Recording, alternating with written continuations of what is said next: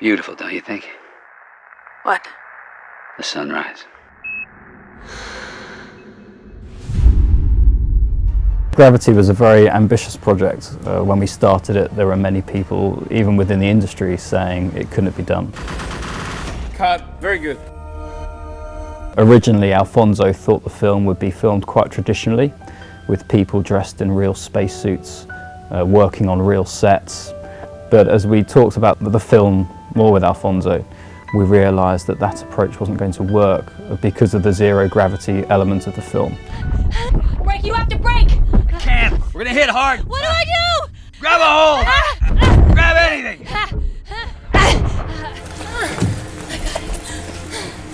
Cut. We need another. We need another. Can you do another one? The previs, a lot of the shots in the film are very long. To film those in one take was impossible because of the complexities of the moves of the actors and the cameras. So the shots were designed to be broken up into many separate little takes and have various joins.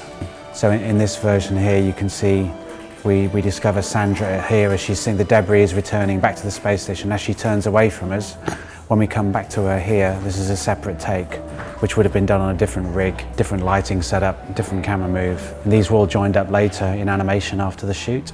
Explorer, do you copy?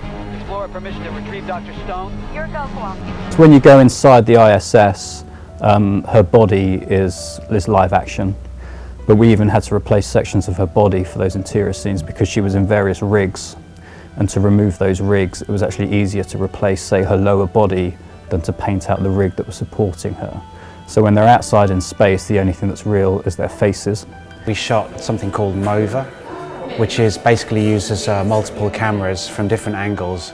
By cross-referencing her face, you're able to create a digital mesh.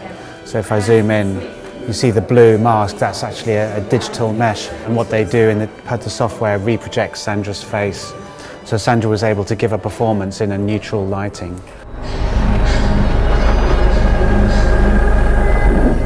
Explorer, do you copy?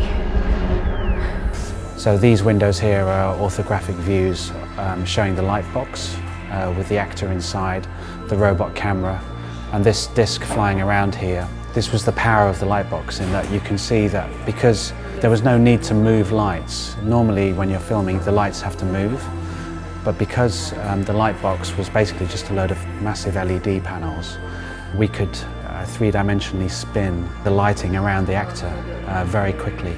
And the actor was doing a bit of the motion that represented what they were doing in the real scene, but they never had to go through any particularly stressful moves. And the rest of the move that the actor would experience in the shot was put in the camera. So you can see the robot camera here is actually spinning around the actor to create the illusion of a much more complex move that the astronaut is doing. To execute Gravity, we had to increase the size of our render farm because the computer processing power to process all these images, all these photoreal images, is vast. And someone actually calculated that to render the whole film once, if we only did it on one computer, would take about 7,000 years.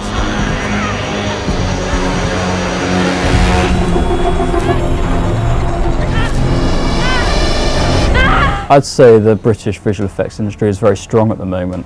We have 4 or 5 very big companies in London, in Soho. They're all our competitors, but they all produce excellent work. So I'd say we're at a very strong stage at the moment, and hopefully Gravity highlights that. I think Hollywood productions come to the UK for the talent pool we have.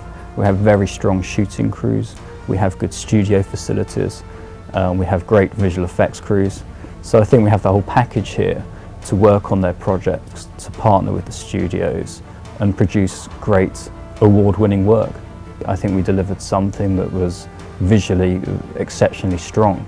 So I think that is an indication of where we are in the visual effects industry in the UK.